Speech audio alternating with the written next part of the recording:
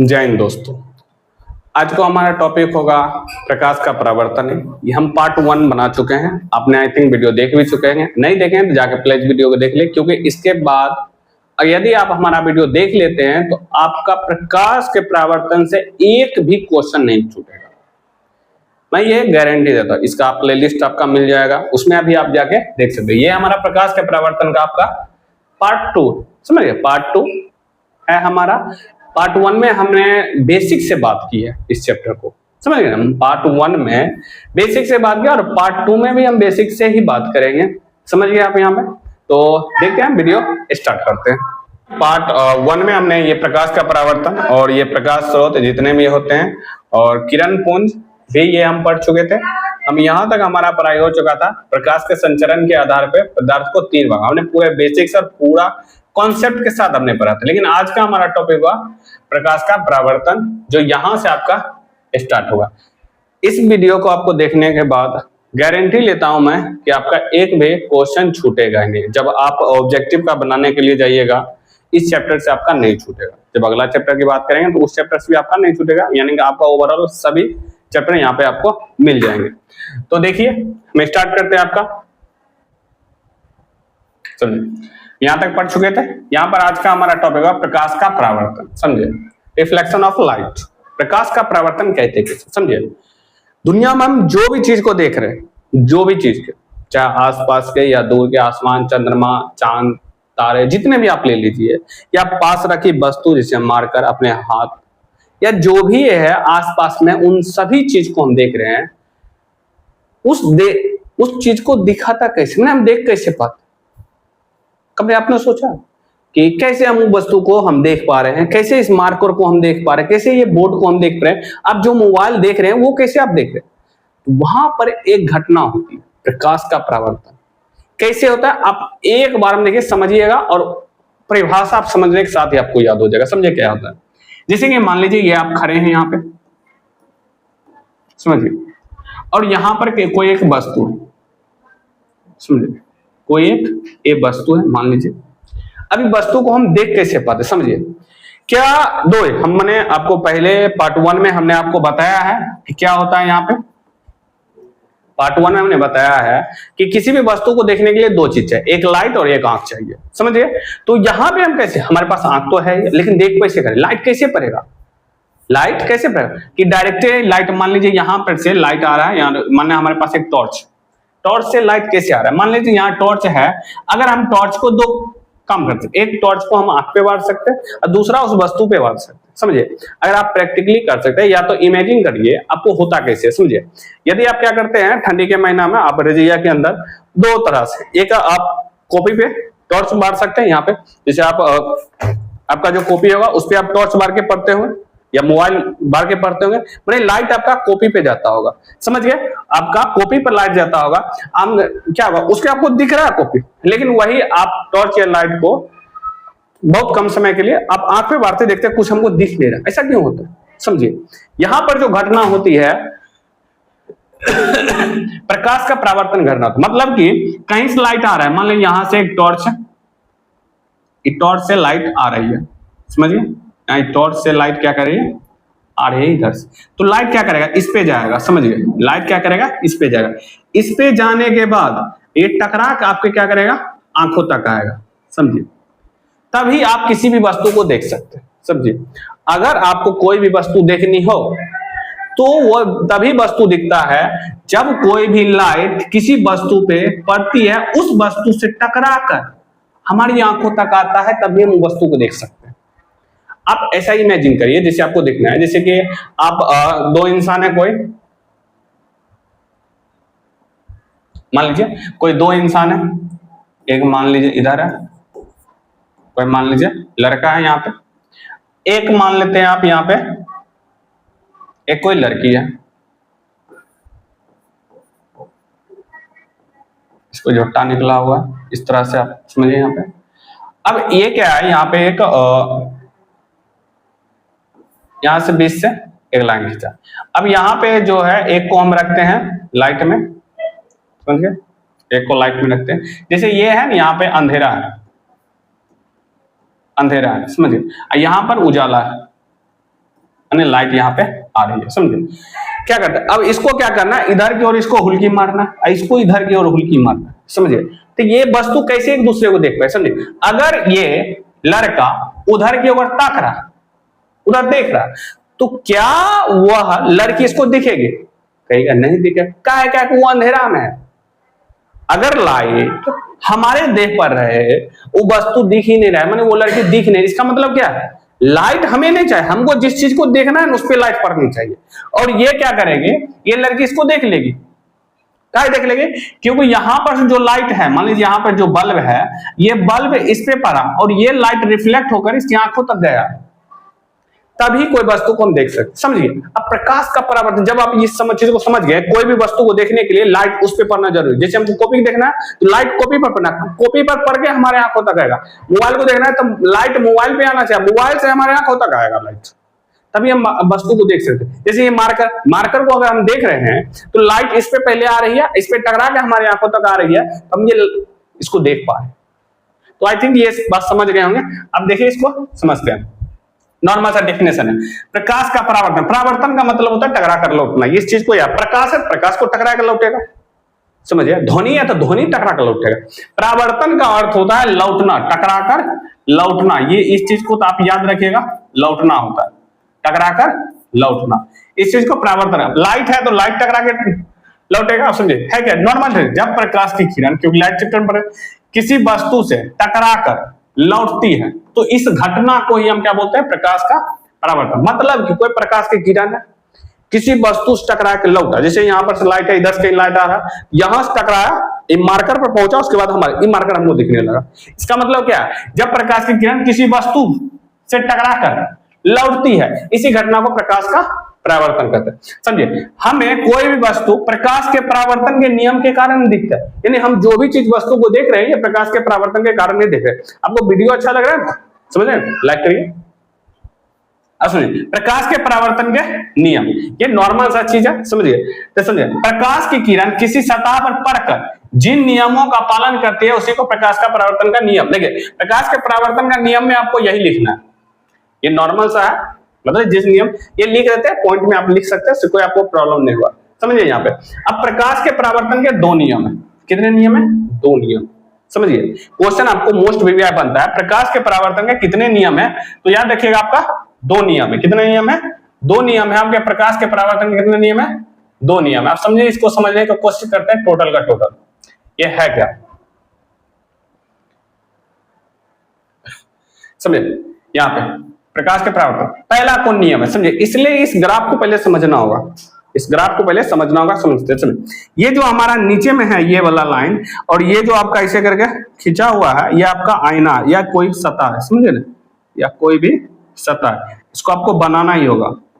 क्योंकि जब भी आपका प्रकाश का परावर्तन का है ना, चाहे ग्राफ बनाने के लिए कहे या नहीं कहे, तो आपको ये बनाना होगा। ये नीचे वाला ये आपका मिरर है, या तो कोई भी सतह है, समझे। लाइट इधर से आ रही है, इधर से लाइट आ रही है, इधर तीर का चिन्ह दिखा, लाइट आ रही है, और यहां पर से टकरा के जाएगी, इधर इधर की ओर जा रही है, समझ गए। तो ये समझिए, लाइट इधर से आ रही है और टकरा के इधर की ओर, समझे। और समझिए, जितना एंगल पर आएगी उतना ही एंगल पे जाएगी, समझिए। यहां पर जितना, जैसे यहां पर ये नहीं कि आप ऐसे करके बना दीजिएगा, ऐसे करके ये है, लाइट आ रहा है, ऐसे ऐसे करके चल जाएगा, ऐसे करके ये हमारा जो इमेज हो जाएगा ये गंदा हो जाएगा, मतलब खराब हो जाएगा, ये इमेज का मान ही नहीं होगा, मतलब ये गलत इमेज है। तो जितना एंगल पर से आता है उतना ही एंगल पर से ये निकलता है, ये चीज को ध्यान रखिए, आप समझिए। पहला हमारा यहाँ पे इसको टोटल डेफिनेशन पढ़ेंगे, जब ये आगे आप पढ़िएगा तो ये आप डेफिनेटली आप समझ जाइएगा। ये वाला जब आगे आप पढ़िएगा, जानिएगा, वीडियो में बने रहिएगा, तो आगे ये जान जाइएगा। दो नियम है, पहला आपतित किरण, परावर्तित किरण और अभिलंब, तीनों समतल बिंदु में होते हैं, माने समतल सतह के एक ही बिंदु में, समझे। ये जो है ना, ये वाला जो किरण किसी भी सतह पे आकर टकराती है, यहाँ पे तक, उसको बोलते हैं, ये वाला है आपतित किरण बोलते हैं, समझे।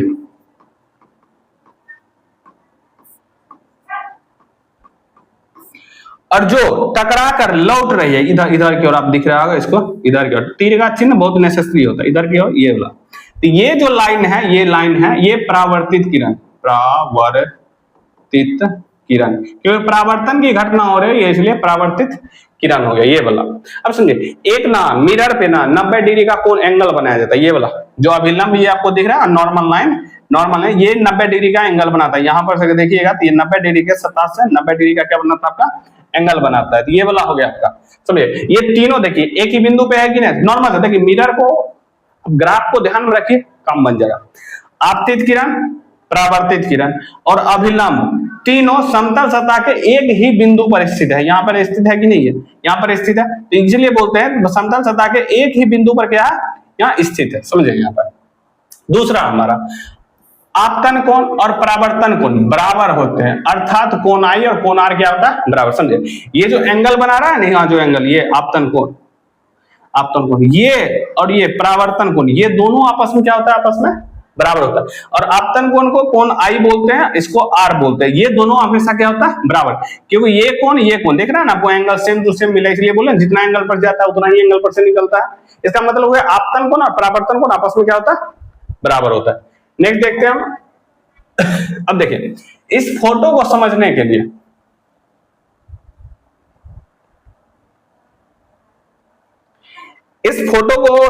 लिए इन सभी लाइनों को जानना पड़ेगा। तो इसके लिए हमने यहाँ पे परावर्तन के नियम को कुछ डिफिनेशन जो कि हम इसमें ग्राफ में समझेंगे, समझ गए ना, इस ग्राफ में समझेंगे ये कैसा है और कैसे ये बनता है। समझे, यहाँ पे प्रकाश के नियम को समझने के लिए कुछ डिफिनेशन है, कुछ परिभाषाएं या पद है, जो भी आप बोल सकते। समझे, पहला आपतित किरण, समझे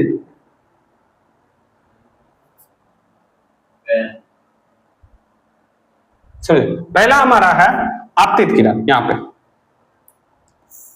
आपतित किरण माने ये वाला किरण है, ये वाला आपतित किरण, ये देख रहे हैं आप, ये किरण हमारा आपतित किरण है। समझे, किसी सतह पर पड़ने वाली किरण को आपतित किरण कहते हैं। मतलब कि कोई सतह पर आ रहा है जो किरण, आने वाला, आ से आईना है, आ से आपतित किरण, जो किरण आ रहा है, आवे वाला किरण को, आ से आवे वाला, आ से आपतित, आ से आवे वाला, मतलब कि किसी सतह पर पड़ने वाली किरण को आपतित किरण कहते हैं।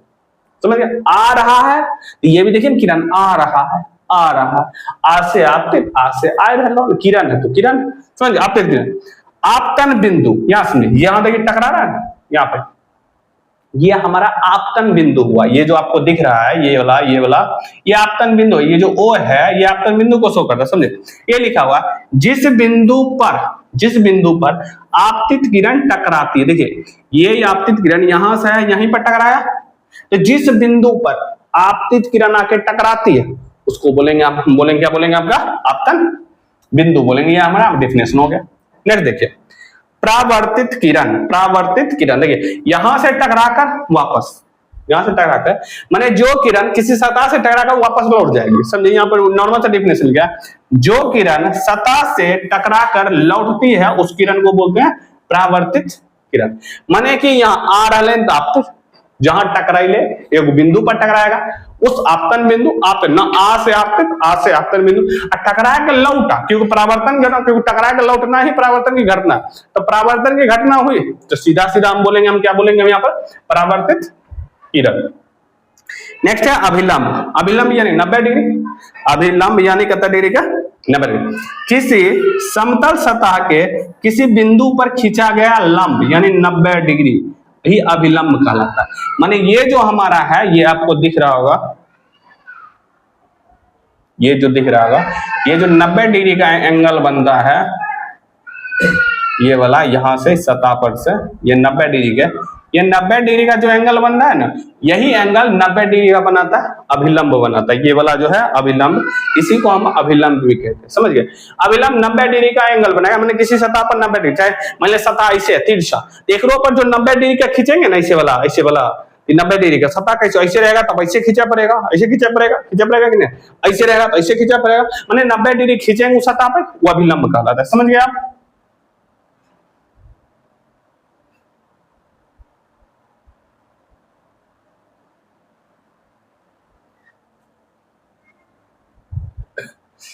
नेक्स्ट समझ आपतन कोण, समझे आपतन कोण, ये भी हमने जाना था आपतन कोण किसको बोलते हैं। समझे, यहाँ पे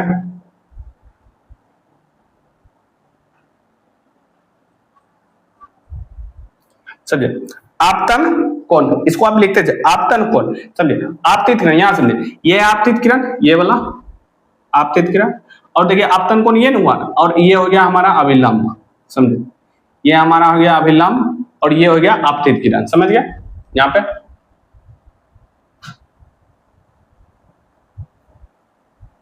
ये दोनों के बीच में जो एंगल बन रहा है यहां पर कोण, इसी को बोलते हैं आपतन कोण, समझे। आपतित किरण और अभिलंब, आपतित किरण और अभिलंब के बीच बनने वाले कोण को हम बोलते हैं आपतन कोण, समझ गए। यहाँ पे अब सुनिए, परावर्तित किरण, परावर्तन कोण, सॉरी परावर्तन कोण, यहाँ पर देखिए इधर कोण, परावर्तित किरण के इधर ही परावर्तन कोण बनेगा, यहाँ आपतित किरण के इधर ही आपतन कोण बनेगा, आज से आपतन, आपसे आपतित किरण कोण। यहाँ से यहाँ पर देखिए परावर्तित किरण, परावर्तित किरण और अभिलंब के बीच बनने वाले कोण को परावर्तन कोण कहते हैं, ये आप समझिए, नॉर्मल सा है, आप इसको ध्यान रख सकते हैं, जैसे कि हम आपको बताते हैं ये वाला। सुनिए, पहले ध्यान रखिए, आप हमारे साथ आप बोल सकते हैं, आप यहाँ पर समझिए, किसी सतह पर, जैसे मान लीजिए सतह, किसी सतह पे आ रही है किरण, उसको क्या बोलेंगे, बोलिए बोलिए, जो किसी सतह पर आने वाली किरण को आपतन कोण, सॉरी आपतित किरण, जहां पे टकराएगी आपतन बिंदु, टकराकर लौटेगी, इधर जितना एंगल पर आते उतना ही एंगल पर, तो वो परावर्तित किरण हो गया। अब यहाँ पर कोण की बात करें, यहाँ पर और 20 से 90 डिग्री खींचेंगे तो वो अभिलंब कहलाएगा, वो क्या कहलाएगा, अभिलंब। और आपतन कोण, समझे, आपतित किरण और अभिलंब के बीच बनने वाले कोण को आपतन कोण, और अभिलंब और परावर्तित किरण के बीच बनने वाले कोण को परावर्तन कोण। आई थिंक अब ये सारे मुख्य बिंदुओं को आप समझ गए, इससे आई थिंक आप इसको पता चल गया है ये क्या है। ये हमारा देखिए मिरर है, ये मिरर है यहाँ पे, ये जब भी आपको पूछे ना प्रकाश का परावर्तन किसे कहते हैं, आपको ना वहां डिफिनेशन सिर्फ नहीं लिखना है, डिफिनेशन के साथ फोटो भी बनाना है। अनदर के तुलना में आपको नंबर ज्यादा मिलेगा। ज्यादा नंबर का मतलब ये नहीं होता है कि 2 नंबर से ज्यादा दे दे, नहीं, 2 नंबर ही देगा, लेकिन जिसको डिफिनेशन लिखा है शायद उसका 1 नंबर काट ले, सिर्फ डिफिनेशन छोटा लाइन में लिख दे, हो सकता है 1 नंबर काट ले या 1.5 नंबर दे, कुछ तो काट लेगा, फिक्स है, समझ गए। यहां पे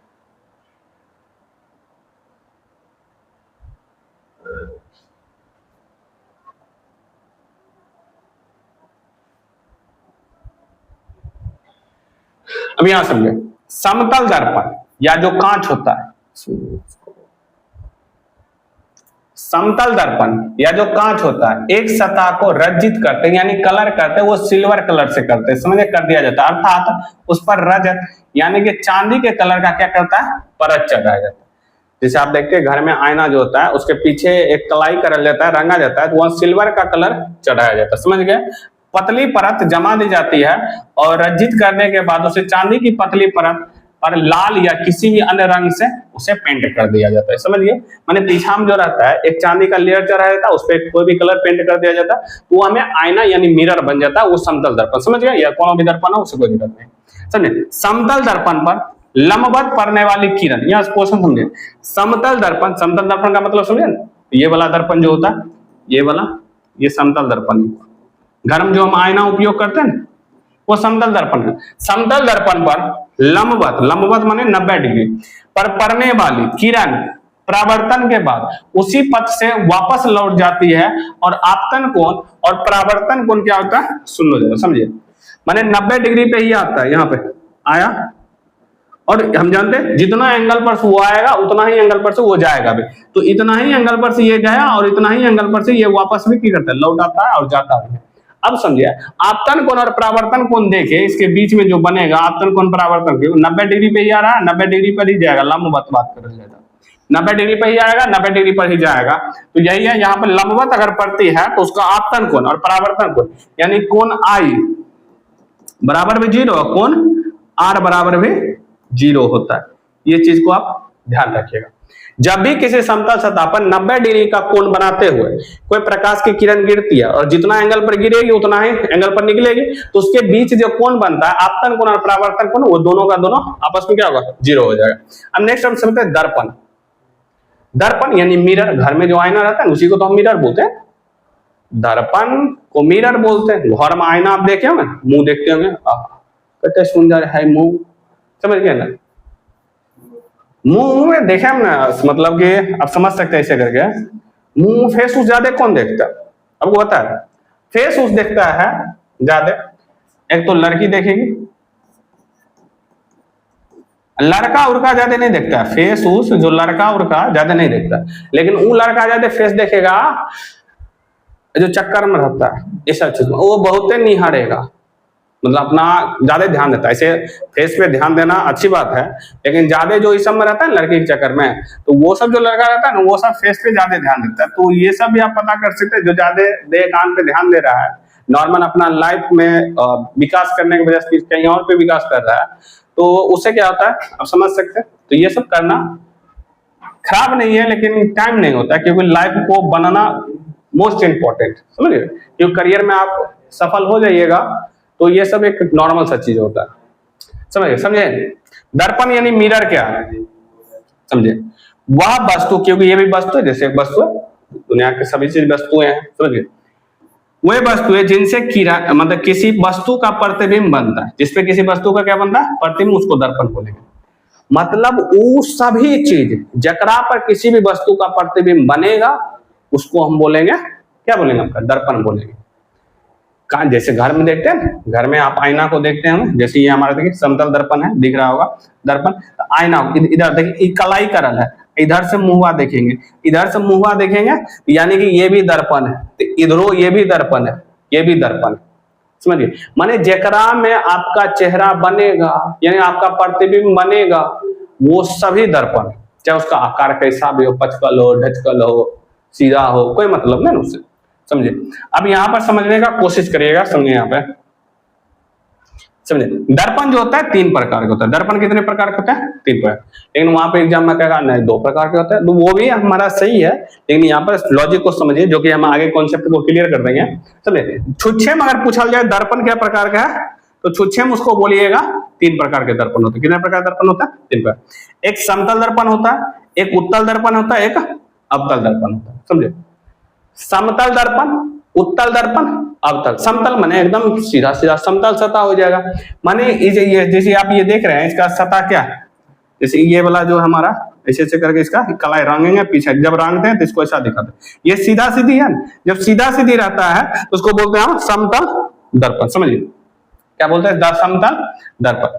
और वह उत्तल दर्पण, नाम से याद रखें, उठल, उठल, उत्तल से आया है उठल, उठल, समझे, नाम सुने, उत्तल, उठल, उत्तल, उठल, हमारे साथ आप बोलने का कोशिश करेगा, उत्तल, उठल, उत्तल, उठल, उत्तल, उठल। अब समझे, यहाँ पे ये आपको याद है, और इसके विपरीत है, ये समतल ही रहेगा, समझे, इसका उत्तल, इसके विपरीत ये धसल रहता है, समझे। यहाँ पर अब यहाँ पे नाम है, ये कलाई करल है, इस साइड जो रहता है रंगा हुआ, रंगा हुआ है, ये जो है ना परावर्तक सतह है, समझे, इस साइड में जो है परावर्तक सतह, माने जेने से मुंहवा दिखता है चेहरा, उसको बोलते हैं परावर्तक सतह, माने जहां से लाइट टकराएगा आएगा, समझ गए ना, तो उसको परावर्तक सतह बोलते हैं। डिफिनेशन यहीं से बनेगा, ये वर्ड को आप ध्यान रखिएगा, जब भी कोई आईना हो, चाहे ऐसन वाला हो या ऐसन वाला हो या सीधा वाला हो, समझ गए ना, तो जे भी आईना हो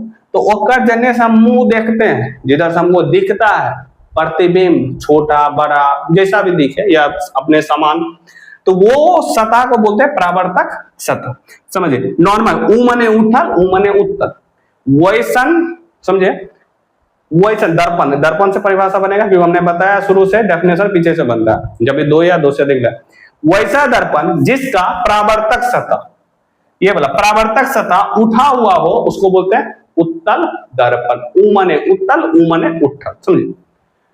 उत्तल को याद है, ऊ से उत्तल, ऊ से उठल, वैसन परावर्तक सतह या वैसा परावर्तक सतह जिसका, माने वैसा दर्पण जिसका परावर्तक सतह क्या उठा हुआ है। जैसे इसमें बताइए आपका किसका, हम आपको नंबरिंग करते हैं, आप इसको कमेंट करिए, ए बी सी तीनों में से कौन उत्तल दर्पण है।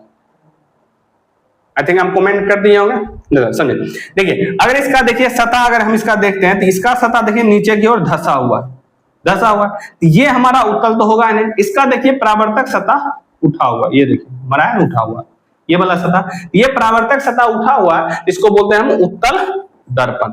माने वैसा दर्पण जिसका परावर्तक सतह उठा हुआ है, देखिए इसको उठा हुआ है, बीच में उठा हुआ रहेगा उसका परावर्तक सतह, उसको उत्तल दर्पण बोलेंगे।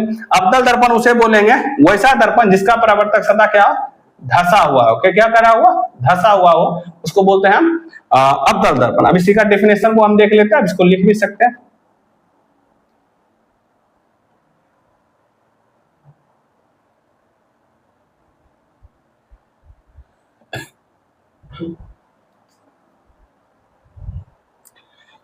देखिए आई थिंक यहाँ पर आपको दिख रहा होगा, यहाँ पर नहीं दिख रहा है तो सुनिए, यहाँ पर लिखा आपका समतल दर्पण, यहाँ उत्तल दर्पण, यहाँ अवतल दर्पण लिखा, नॉर्मल सा हो जाए। समतल दर्पण वैसा दर्पण जिसका परावर्तक सतह, देखिए नाम आया ना, जिसका परावर्तक सतह कैसा हो, समतल हो, उसे बोलते हैं समतल। जैसे घर में जो दर्पण लगा होता है ना, घर में जो आप आईना देखते होंगे, घर में जो आईना लगा होता है वही होता है हमारा समतल दर्पण, समझ गए ना।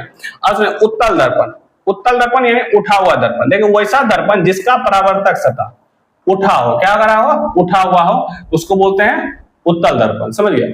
और अवतल दर्पण वैसा दर्पण जिसका परावर्तक सतह क्या हुआ, धसा हुआ हो, उसको बोलते हैं अवतल। ये दोनों का विपरीत रखिएगा एक दूसरे को, उ मने उठल, उ मने उत्तल, उ मने उठल, उ मने उत्तल, उठल से उत्तल, उसका विपरीत धसल अवतल में, समझे। जैसे ये हमारा हो गया समतल दर्पण।